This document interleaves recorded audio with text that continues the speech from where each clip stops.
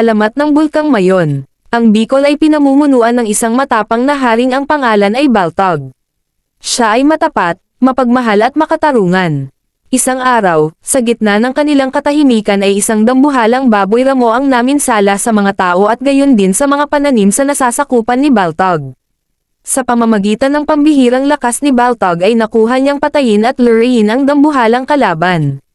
Subalit hindi man halos nalalagutan ng hininga ang kanyang ay napaharap na naman siya sa kalaban ay isang kahindek-hindek na pangkat ng mga higanteng alimango, mga pating na may pakpak at mga dambuhalang buwaya. Sapagkat hapo na si Baltog at parang nakikinikinita ng mga taong ito'y maaaring magapi ay sumaklolo si Handiong at ang kanyang pangkat. Nagwagi sila at ang tagumpay na ito'y hindi nakalampas sa pandinig ni Oriel na isang mahiwagang ahas. Nag-isip si Oriel na tuksuhin si Handiong. Nagbalat kayo siyang isang magandang babae.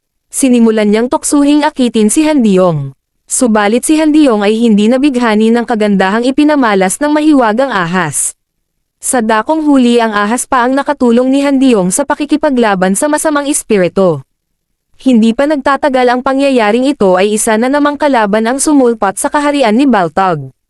Ang kaaway niyang ito ay si Rabot na nagtataglay ng kapangyarihang gawing bato ang sinuman.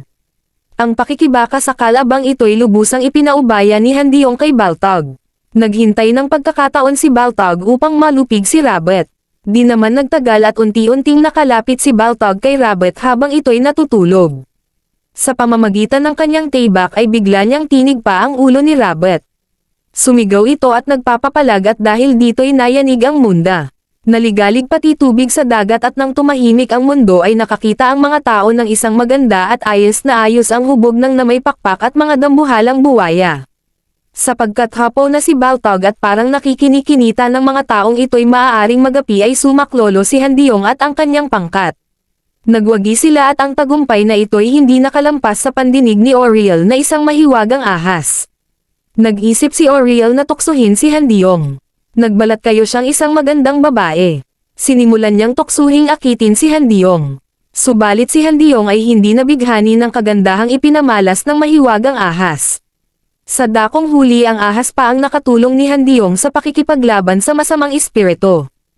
Hindi pa nagtatagal ang pangyayaring ito ay isa na namang kalaban ang sumulpat sa kaharian ni Baltog. Ang kaaway niyang ito ay si Rabot na nagtataglay ng kapangyarihang gawing bato ang sinuman.